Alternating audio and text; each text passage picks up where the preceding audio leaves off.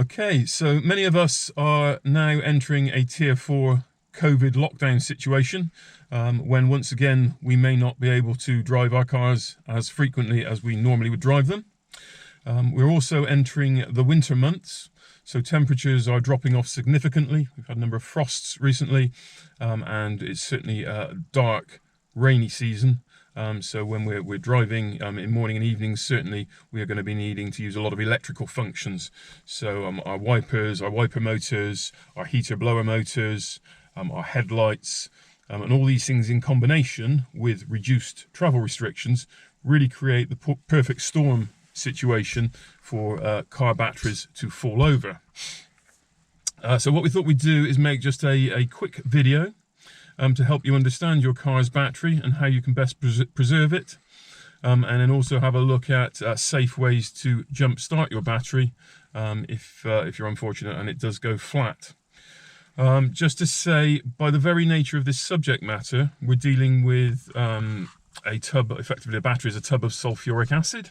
It creates hydrogen gas, which is an explosive gas, and the amperage it generates is pretty significant, so can create significant sparks and electrical sparks and burns. So for that reason, I'm not going to make a life hack video on this. If you want a TikTok summary of how to do it, there are plenty of those on YouTube, so bear with me if you want to understand how to do this properly. But so first thing to say, as with anything to do with cars, so you run the risk of causing serious personal injury or expensive damage to your car if you get this wrong. So as I say, just let's take the time and understand it and do it correctly. And crucially, modern cars have changed significantly. So old techniques, wisdom from years gone by, may no longer be relevant to modern car technology. So bump starting, for example, where you put the car in a gear and physically get a few mates from the rugby club to push the car, can do expensive damage to your catalytic converter as unburnt fuel goes through and damages the catalyst.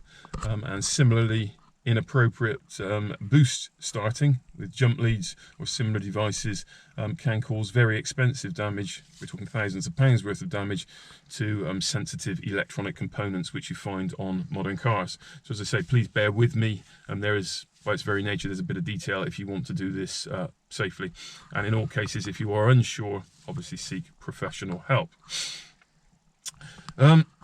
So as we say, this is quite top of mind for me, quite topical, because with my own selection of cars, I do make an effort to maintain the batteries and keep them fully charged.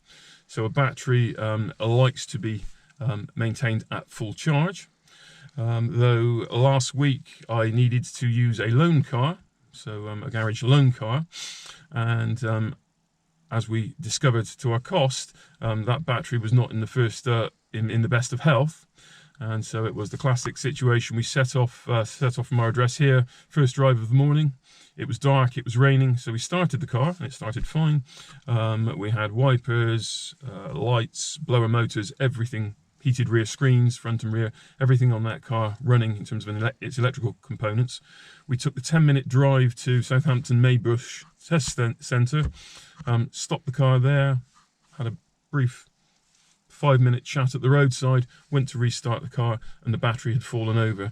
So that situation just illustrates how easily it can happen, even when you make best endeavours to maintain your battery. But so for that reason, we'll now look and explore various ways that you can deal with that situation.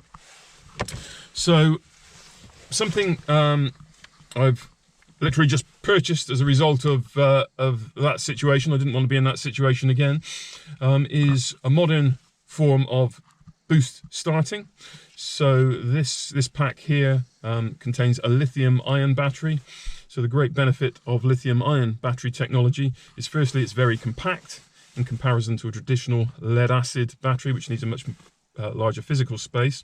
And the other great piece of lithium-ion technology, as you may be familiar with from DIY tools, drills and other power tools, once you've charged a lithium-ion battery, it holds its charge certainly for 12 months or more.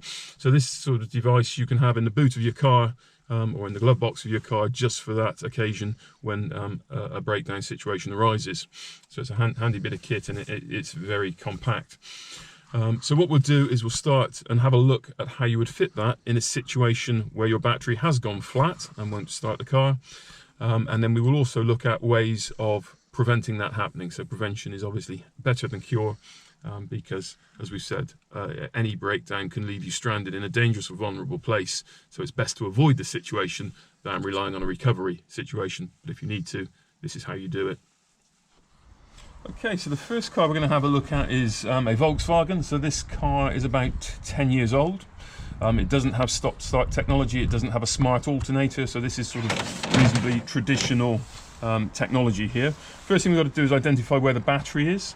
Now, on older cars, almost always it will be within the engine compartment. On more modern cars, particularly with stop-start technology, the battery may be located in the boot to keep it away from the heat and the vibration of the engine, or it may be in other locations in the car. So first thing you need to do is, from your handbook, identify where the battery is. In this case, we just need to remove the cover. And then a couple of things to notice from this battery. First of all, you'll notice that I've actually written the date when this battery was fitted. So it's always good practice when you have a new battery fitted to put the date, and I mean, the date's the most important thing, but mileage is also a good idea to write down as well, so you've got some idea how old it is. And the other thing you'll notice I've done on my battery here is actually I've painted the positive terminal red and put some electrician's tape and just to make it very obvious. Now, on a nice dry daylit day like today, it's probably quite obvious anyway.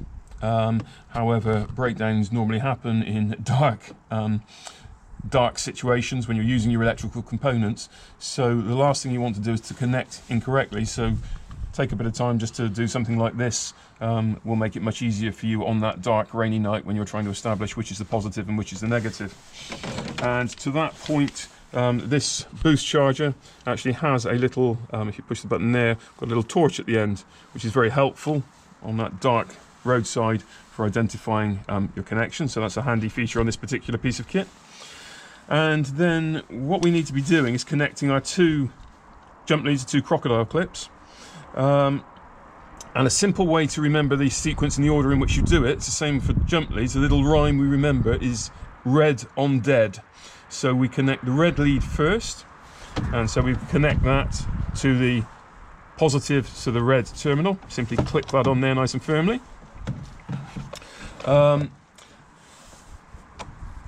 And all best advice for any connection to a battery is then not to connect the negative directly to the negative post terminal. Now, on older cars like this, the reason for that is there is a very slight risk that hydrogen gas can have built up around the battery, and if you connect directly to the terminal close to the battery, it can create a spark which will cause that hydrogen gas to explode. This particular bit of kit, another one of the benefits is it does have spark-proof technology, so in theory it shouldn't create a spark, and in an outdoor environment like this you'd be incredibly rare for enough hydrogen to have built up to ignite. So the risk is minimal, but nevertheless I certainly don't want hydrogen gas exploding and showering me with sulfuric acid and other debris. So we'll follow the manufacturer's instructions and find another point, an earthing point. So if we just follow the earth cable back here to its actual chassis mounting, and we connect that to that point, we are at least some distance away from the battery. As I say, the benefit of this piece of technology, it should be spark proof. The other thing you need to do then before using the unit is just get inside your car and check all electrical components are switched off. So any wiper motors, any heater motors, radio, anything else electrical that would be draining power, we simply need to switch that off. And then, having checked we have connected it the correct way, it is simply a case of pushing the button. As we can see, the charging lights are going through there. It's good practice just to give it a few seconds, but in theory we could now start this engine straight away in the normal way. Obviously make sure the unit is well balanced somewhere, because you will get vibrations through the engine when it starts, so just make sure it's securely set there if you haven't got an assistant to help you. But that is quite simply how you would start the engine, and then once it's running you disconnect the cables in a reverse sequence. So you would remove the black one first, and then the red. Take the unit away. Really important then to leave the engine running, because the engine will, so the battery will still be reasonably flat. You've just put enough in to start the engine, but it's then the job of the alternator, this belt-driven alternator, to put charge back into your battery, and that will take certainly well over half an hour of driving to get it somewhere near recharged. So that's how we would apply it on an older vehicle. Okay, so we're now having a look. This is our training car engine. So this is a 2019 Ford Focus. This car has got modern stop-start technology, and as a result of that, it also has a smart alternator, and this becomes very important when we're approaching our jump start. If you look at the negative lead here, this has an electronic battery sensor. So this component here is an electronic battery sensor, so it monitors the battery's charge level, and then that, through an electronic controller, will influence how much charge the smart alternator is then putting out. And using a traditional sort of jump leads or a traditional boost start method, if you connect to the negative terminal, you run the risk of blowing that unit, and so the engine will restart, but then you'll have all sorts of electronic problems afterwards, which will necessitate a trip to the garage and probably some expense. So it's worth understanding that. So as with all things, refer to your owner's handbook for guidance. And so if we refer here to the emergency roadside jump starting techniques, we can have a look at the advice that's given by Ford and our manufacturer on that. So, having understood that, first of all, we have to gain access to the positive terminal, which in this case is a little squeeze, and you physically remove this red protective cap to gain access to the positive terminal. And exactly as we did last time, we use a little rhyme, red on dead. So we take our red lead and put that on the dead battery terminal, the red battery terminal. And then, as we've said, we don't want to be connecting directly to the negative post. So in the case of this Ford, we have a dedicated earthing point, which is explained to us in the car's manual, and so we would connect our negative clips to that one and get a firm connection on there.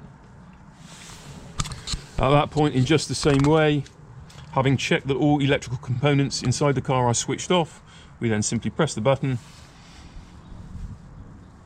and in most cases, if the battery isn't too discharged, you can turn the key now and the car would start instantly. In more severe cases where the battery has been left standing for an really extended period, you need to leave it for maybe 30-40 seconds and then attempt to start.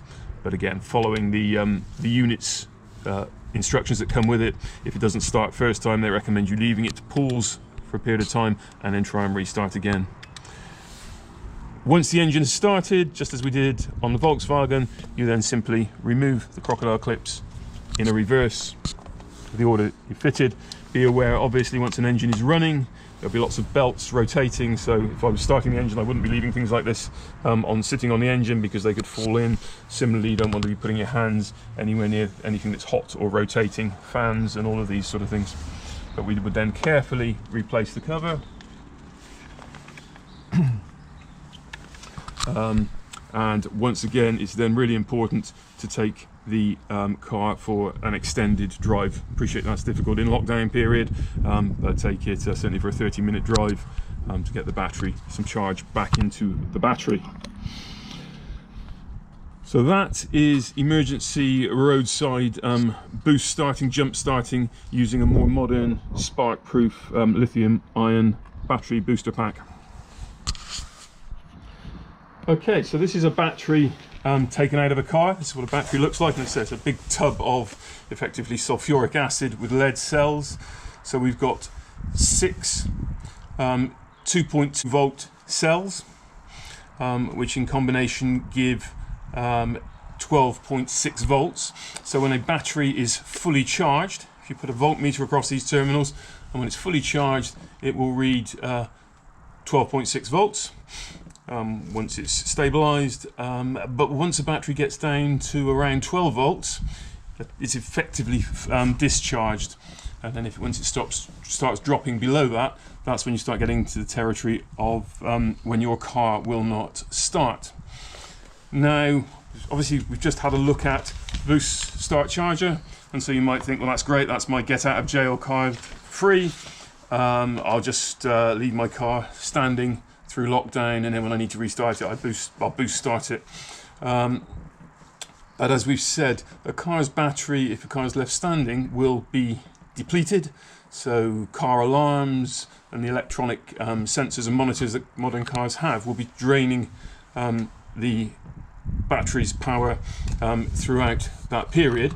And once a battery has been depleted to the point where it won't start the car, really you've already done irreparable damage, and it will never recover to its full capacity. So how long a battery lasts depends very much on how well you look after it. So you know, boost starting is great when you are in a bad place, and it gets you it can get you moving and out of a dangerous or vulnerable location. However, it's not really the favoured solution. As we say, prevention is better than cure. So in the first instance, it's a good idea to check that your current battery is in good condition. And for any of you whose battery went flat in the summer lockdown and it's had to receive boost starts, I would seriously consider getting that battery replaced prior to this winter lockdown, because it's highly likely, if it was seriously run flat, it's not going to be a reliable battery. So if you're getting any stuttering when you try to start the engine, or it's chugging over, I would suggest that the safest thing to do is to replace that battery.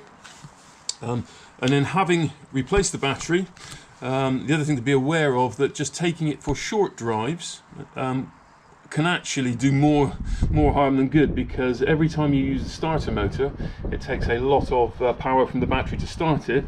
If you are then only doing a short run, as we described earlier, 10-minute run, when you've got your lights on, your wipers on, your heated rear and front screens on, demister motors, the alternator isn't going to have enough time to fully replace what's been taken out of the battery.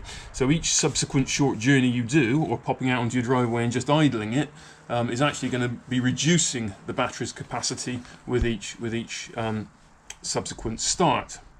So just need to be aware of that. And so a solution to avoid that happening, if you have an environment where you can get a mains extension lead to your car. Appreciate some of you will have on-street parking and that won't necessarily be convenient, but if you can, a device like this, so a Trickle or maintenance charger, is really the best way to ensure your car's battery is you'll prolong the life of the battery and also make sure it's fully charged when you need it most to come out of lockdown. So we'll have a quick look now at how these chargers will be fitted. Again, it's relatively simple, but that is another way of maintaining your car's battery through these challenging winter lockdown months. Okay, so this is Mr. Rusty, who many of you will have met before. So a little rear-wheel drive car, so it's useful for rear-wheel drive training. But it is typically a summer use car, so it will sit here for many months not being driven. And as you can see here, we keep its battery on a maintenance charger throughout that period, just to keep it topped up. So batteries like to be fully charged, they don't like to discharge. The other thing just to note from Mr. Rusty, as we mentioned, not all batteries are found in the engine bay, and in this case it's not for the purposes of heat. This is more for weight distribution on this particular Mazda, but more modern cars do it for other reasons with AGM and EFB batteries. But as you can see, we've just got a little fly lead here, which can then make it easy for us to connect to the battery without having to remove all the carpet as we've just done. The other thing just to point out though, this is quite unusual, but in this car, this is actually a gel battery rather than a lead acid battery. And so the jump start techniques we were demonstrating earlier would be inappropriate for this battery. Now, it is quite rare. The majority of batteries in the cars you'll be operating will be lead acid, but just be aware, and this is why it's so important to refer to the car's handbook, just to be very clear what you're doing before you undertake any jump starting technique. But so say majority of batteries will be lead acid, but this is one of those exceptions to the rule. And what we'll do now is just going to have a look at fitting a trickle charger to a more conventional battery in an engine bay location. Okay, so we're going to just have a look at connecting the trickle charger or maintenance charger. This particular model is very good in that it's fully automated, and it has a lot of safety features that prevent you from connecting it incorrectly. It also has anti-spark technology for all the things we've discussed previously in relation to boost starting. So this particular model has a lot of safety features. Follow any guidance and instructions from your own model. The other thing just to be aware of, battery technology has changed. So in recent years, so if you've got a more modern car, particularly one with stop-start functionality, it's likely to have an absorbent glass matte battery or an enhanced flooded battery EFB. Both types require a slightly different type of charger. Now if you're buying a new charger, highly likely it will have that technology, but if you've got an older one, just check it is appropriate for the battery you have. This is a conventional, traditional lead acid battery, so I don't have those concerns, and this charger is quite appropriate for this car. Just exactly the same principle as before, a little rhyme, red on dead. So we connect our red lead first to the red terminal post. Now the manufacturer's instructions again recommend that you don't connect directly to the negative terminal for the minimal risk of creating a spark in this situation. So they suggest you connect to another suitable ground earth point. So we will use this one here to make the connection to earth. And then I'm simply going to plug that into a mains lead, and as you can see, the little orange light has just started to move up. It's moving up the scale. So the first phase would be a desulfation. If it was seriously the battery was seriously worn down and had sulfated. In this case, fortunately, it hasn't. But as you can see, it's far from fully charged. But these lights over time will gradually move across until we get a green light at this end here, which will confirm the battery is fully charged. Once we get to that point, you can leave this charger connected, and it will automatically switch itself into just monitoring mode, and then when the alarm and these type of things deplete the battery to a level, the charger will automatically kick back in. So if you've got a location where you can run an extension lead to your car and fit it, and obviously make sure all the electrical components are covered, protected from rain and that type of thing, but you can just leave it on indefinitely really, and leave it maintaining your battery. A couple of other features, as you can see, we've got the snowflake feature here. So at the moment we're likely to get frosts, so just by toggling the mode button we've put it across into snowflake setting, and again the more sophisticated chargers deal with all those sort of eventualities for you, so there's very little to think about. But what that will do, that will maintain the battery at full charge, which is where a battery likes to be. So it will extend your battery life and avoid you having to replace your battery prematurely. So there's a cost saving there to investing in this bit of kit. And the other thing, people say, well, I'll just take it for a drive and let the alternator do it. These chargers actually bring the battery to a higher level than the alternator can, so a fuller level of charge, so it's preferable. And what you've also got to remember is when you're driving around, all of those half-hour drives to charge your battery up, there's a cost to that in fuel and time. So combine that with extending your battery life and the fuel saving and the environmental benefits, one of these chargers all of a sudden doesn't appear quite as expensive as it might appear at first glance. So just a couple of pieces of kit there to think about. Perhaps if you've got some Christmas money and you're heading off to university, we hope, if universities reopen, you've got your first car, might be a couple of pieces of kit worth spending some Christmas money on, just to make sure you're safe and don't get left stranded in a dangerous or vulnerable location by a battery breakdown. Okay, so we've got, as we've had a look at, we've got two different pieces of technology here. What I would say is if your battery has become very depleted, use the boost starter very much as say an emergency get you out of jail card free type device. Clearly, you know, if you're at the side of the road and you need to get the car moving for your safety, then needs must, and you need to do that. If your car is at a home location and you can get an extension lead to it, it is far preferable to use a charger of this nature to gently recharge the battery to full capacity over many hours. It's much better for the battery itself, but also if you boost start a battery, so if this battery was very depleted, so very empty, you boost start it, the engine's running, but then the alternator is working overtime and it's trying to dump huge amounts of charge back into an empty battery. So it puts a strain on the alternator at a time, at this time of year when you'll probably be needing your lights and wipers and all of these things running as well. So in extreme cases you can be damaging your alternator and other parts of the charging circuit if your battery is fully depleted. So say if needs must, you've got to do it. It's better that than putting the car in a dangerous place, but if you've got the option and can recover the battery on a recovery charge, which this would have, a reconditioned charge, and do that over many hours overnight, that would be the preferred route.